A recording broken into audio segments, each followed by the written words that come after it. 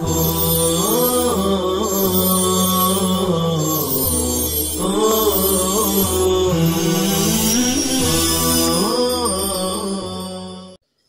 اللہ الرحمن الرحیم الحمد للہ رب العالمین والصلاة والسلام علی سید الانبیاء والمرسلین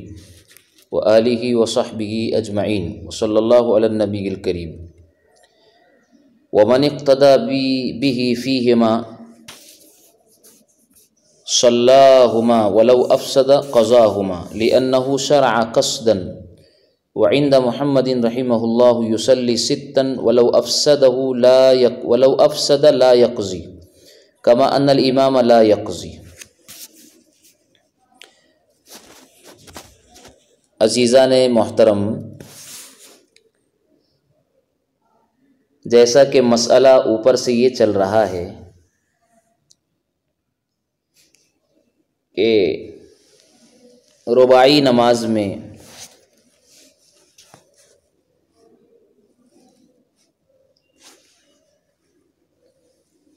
قاعدہ اخیرہ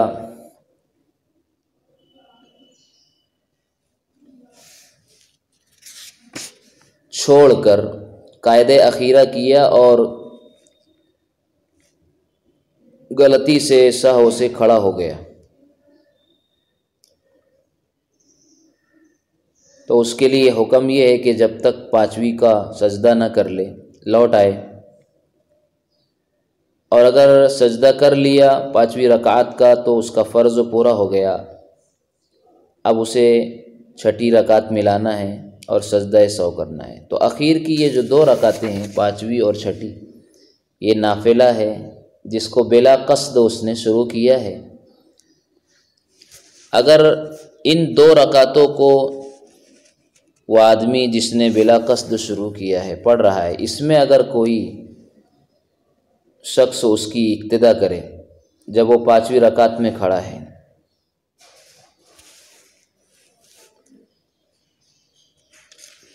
اور ان پر ان دو زائدہ میں اس نے قاعدہ کر لیا تھا، دو زائد رکعتوں میں، تو اب اس شخص پر لازم ہے کہ صرف انہی دو کو پڑھے، اس لیے کہ ارکان پورے ہونے کی وجہ سے اس شخص کا نماز سے نکلنا مستحکم ہے، یقینی ہے، اور ان دو رکعات میں اقتدا کرنے والے پر صرف اس شفع کی اقتدا لازم ہے، یعنی اخیر کی دو رکعت، اور اگر مقتدی اسے توڑ دے تو اس پر اس کی قضا لازم ہے، اس لیے کہ اس نے قصداً شروع کیا ہے، لیکن اگر امام نے توڑا ہے تو اس پر اس کی قضا نہیں ہے، اس لیے کہ امام نے تو بلا قصد کے شروع کیا ہے۔ یہ بات حضرت امام ابو یوسف رحمۃ اللہ علیہ کے نزدیک ہے، اور امام ابو حنیفہ رحمۃ اللہ علیہ کا قول بھی ایسا ہی ہے۔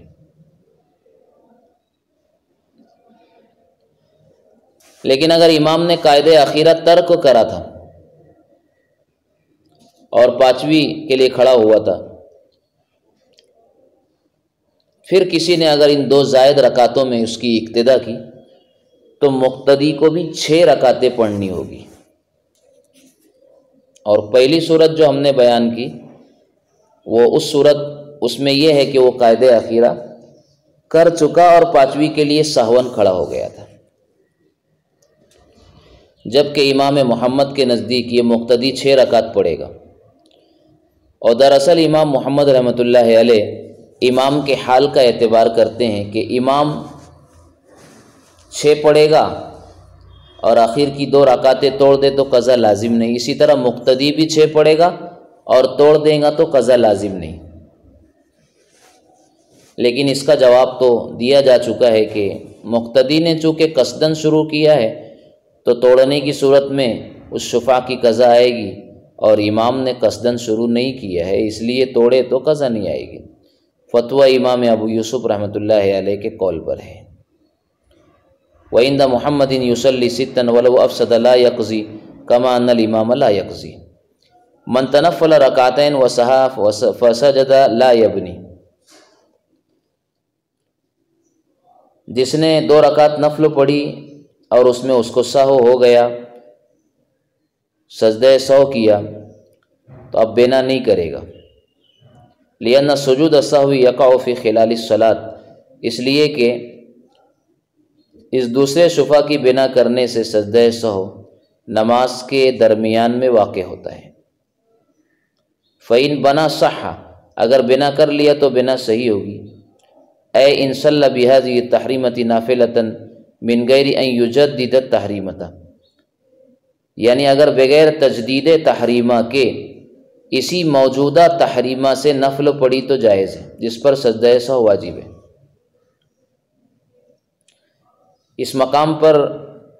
من تنفل، یہ نفل کا ذکر اتفاقی ہے، ورنہ فرضوں کا بھی یہی حکم ہے۔ جب اس نے 2 رکعتیں پڑھی نفل یا فرض اور اس میں اسے سہو ہو گیا، اب اس نے سلام سے پہلے یا بعد میں سجدہ سہو کر لیا، پھر خروج سے پہلے نیت کی، نماز سے نکلنے سے پہلے نئے تحریمہ کے بغیر ہی 2 رکعتیں اس تحریمہ سے پڑھنے کی، جو تحریمہ اس نے شروع میں باندھا ہے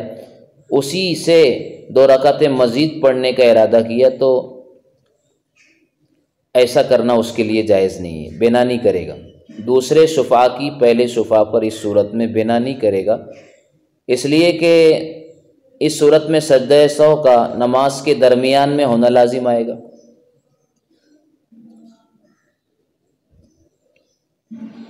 حالانکہ اس کا مقام نماز کے بالکل آخر میں ہے، لیکن اس کے باوجود اگر دوبارہ اگر اس نے 2 رکعت کی بنا کر ڈالی پہلی تحریمہ پر، تو چونکہ پچھلا تحریمہ باقی ہے اس لیے اس کی نماز تو صحیح ہے، البتہ اس صورت میں اسے نماز کے اخیر میں، یعنی بعد کی 2 رکعت جو پڑھ رہا ہے اس کے اخیر میں دوبارہ سجدہ سہو کرنا ہوگا، اس لیے کہ سابق سجدہ سہو نماز کے درمیان میں آنے کی وجہ سے باطل ہو گیا۔ یہی صحیح قول ہے، لیکن اس کے مقابل ایک قول اور ایسا ہے کہ سجدہ سہو کا اگر اعادہ نہ بھی کرے گا تو بھی نماز درست ہے۔ آگے مسئلہ ہے یجوز سلام من علیہ السہو، یہ یجوزو کا تعلق ادھر سے من غیر ان یجدد التحریمۃ،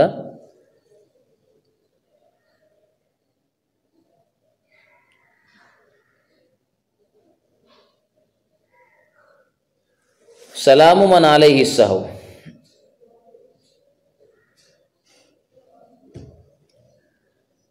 مسئلے کی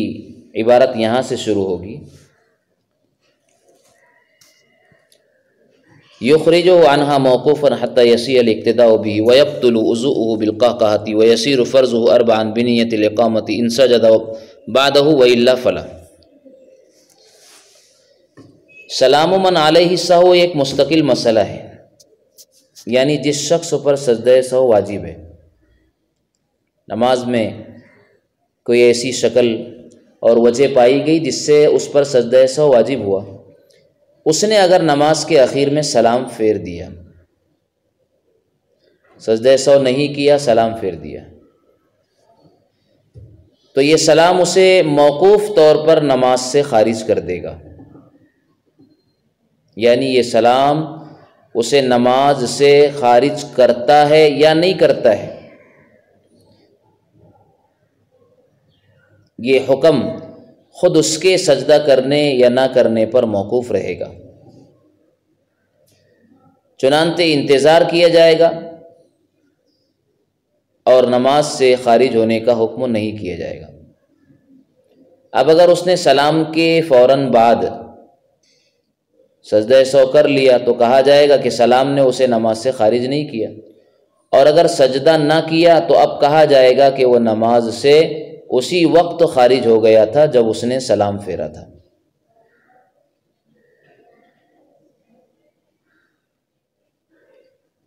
ایک قول کے مطابق تو یہ بات ہے۔ توقف کا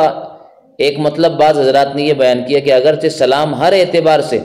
اسے نماز سے باہر نکال دیتا ہے، لیکن احتمال باقی رہتا ہے کہ وہ سجدہ سہو کر کے اس کی حرمت میں واپس آ جائے۔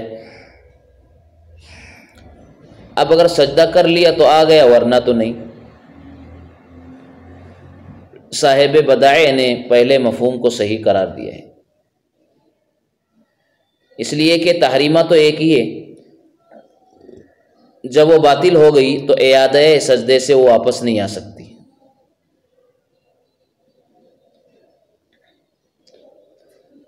یہ ساری باتیں شیخین کے نزدیک ہیں، البتہ امام محمد کے نزدیک خاص سجدہ سہو کرے یا نہ کرے، ہر صورت میں وہ ابھی نماز کے اندر ہی ہے،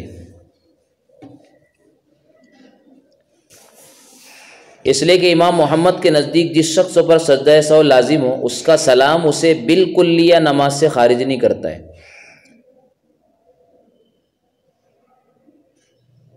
اس لیے کہ سجدہ سہو نقصان پورا کرنے کے لیے لازم ہوا ہے، اور یہ ضروری ہے کہ وہ حرمت نماز کے اندر ہو، اور شیخین رحمۃ اللہ علیہ کے نزدیک بطریق توقف یہ سلام اسے نماز سے خارج کرتا ہے، کہ وہ سلام پھیرنے کے بعد سجدہ کرتا ہے یا نہیں کرتا ہے۔ اگر کر لیا تو کہا جائے گا کہ سلام نے اس کو نماز سے خارج نہیں کیا، اور اگر سجدہ نہیں کیا تو یہ کہا جائے گا کہ اسی وقت وہ سلام نے اس کو نماز سے باہر کر دیا تھا۔ اب اس اصولی اختلاف پر آگے کے مسائل مختلف فی ہے، حتی یسیع الاقتداء بہ، یہ تفریع ہے کہ اس کا یہ سلام اس کو موقوفاً خارج کرتا ہے، تو اب اس شخص کی اقتداء بھی صحیح ہوں گی۔ وَيَبْطُلُ وُضُوءُهُ بِالْقَحْقَحَةِ، جب وہ نماز کے اندر ابھی ہے تو اس قہقہ سے اس کا وضو ٹوٹے گا۔ وَيَصِيرُ فَرْضُ أَرْبَعًا بِنِيَّةِ الْإِقَامَةِ، اور اگر وہ 2 رکعت پڑھ رہا ہو تو 4 کی نیت کرے، یا قصر کر رہا ہو اور اس نے 4 کی نیت کر اقامت کی نیت کر لیا تو اس کا یہ فرض و مسافر ہے تو 4 میں تبدیل ہو جائے گا۔ ان سجدہ بعدہ، اگر وہ سلام پھیرنے کے بعد سجدہ سہو کر لے، وَإِلَّا فَلَا، ورنہ تو نہیں، یعنی اگر سجدہ نہیں کیا تو یہ احکام مذکورہ اس پر لاگو نہیں ہوں گے۔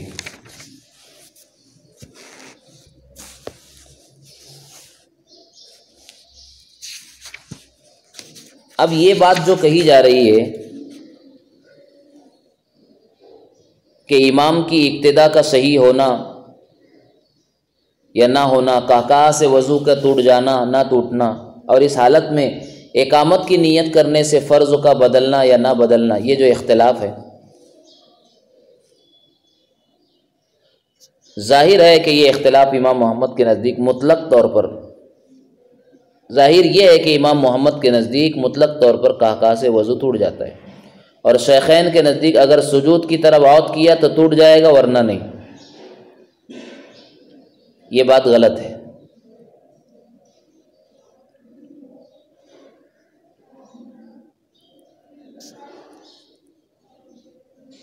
اسی طرح شیخین کے نزدیک اس کے فرض و متغیر نہیں ہوں گے۔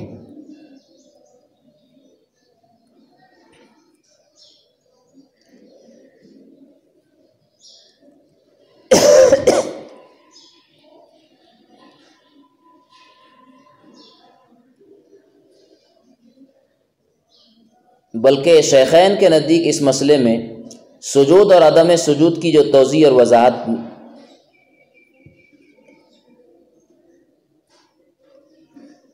سجود اور عدم سجود کی توضیح اس سلسلے میں نہیں ہے، کیونکہ سب کے نزدیک قہقہ سے سجدہ ہی ساقط ہو گئے، اس لیے نماز کی حرمت ختم ہو گئی، کیونکہ قہقہ کلام ہے۔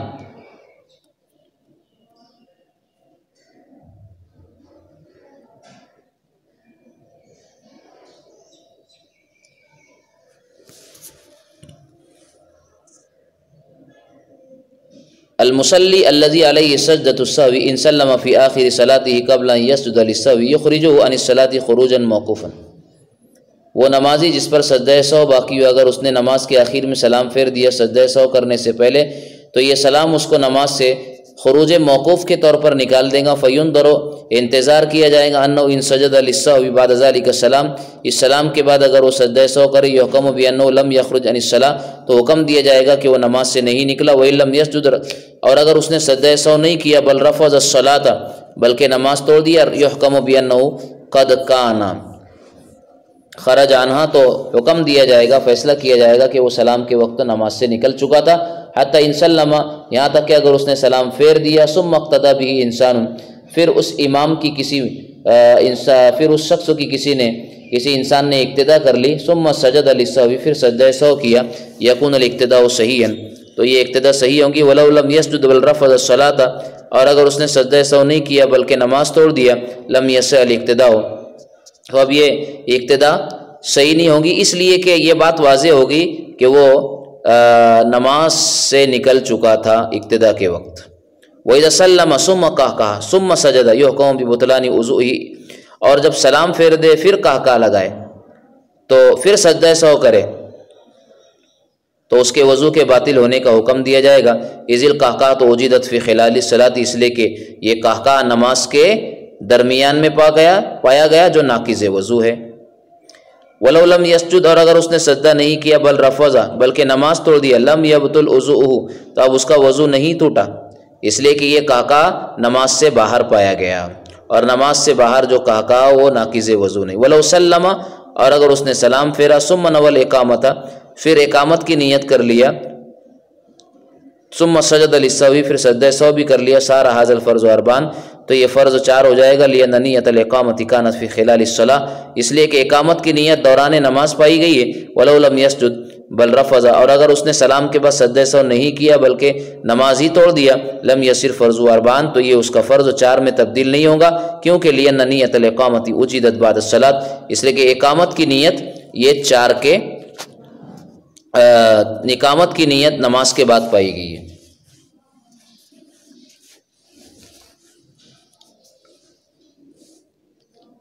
آگے مسئلہ سہا وسلم بنیت القطع بطل نیتہ، سجدہ کسی نے سہو کیا، وہ کسی کو نماز میں سہو ہوا، اس نے سلام پھیر دیا نماز توڑنے کی نیت سے، تو اس کی نیت باطل ہے، چنانچہ اس کا تحریمہ باقی رہے گا، حتی یکون تحریمتہ باقیۃ، جیسا کہ یہ بات پہلے گزر چکی ہے۔ واجب ادا کرنا بھول گیا تو اب اس پر سجدہ سہو لازم ہوا تھا، اور اس نے نماز سے نکلنے کی نیت سے سلام پھیرا ہے، تو اس کی نماز سے نکلنے کی یہ نیت باطل ہے، اور چونکہ ابھی تحریمہ باقی ہے، تحریمہ اس لیے باقی ہے کہ سجدہ سہو اس پر لازم ہے جو نقصان کی تلافی کے لیے، لہذا اس پر لازم ہے کہ عود کر کے سجدہ سہو کرے،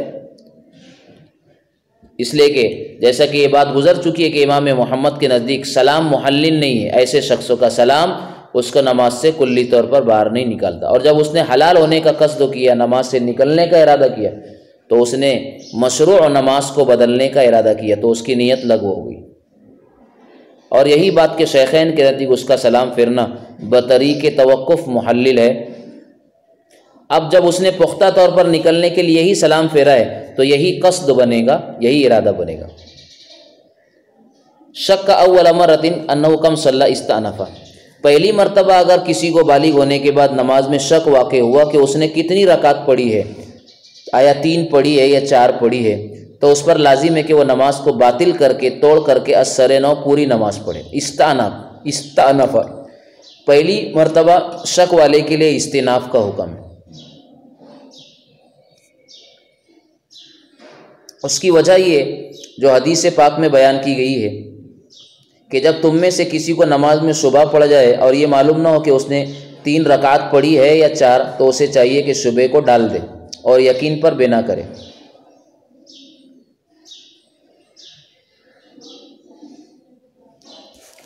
اور شیخین کے نزدیک مرفوع روایت ہے کہ جب تم میں سے کسی کو شبہ ہو جائے تو درست سمت کی طرف تحری کرے اور اس پر نماز کی تکمیل کرے۔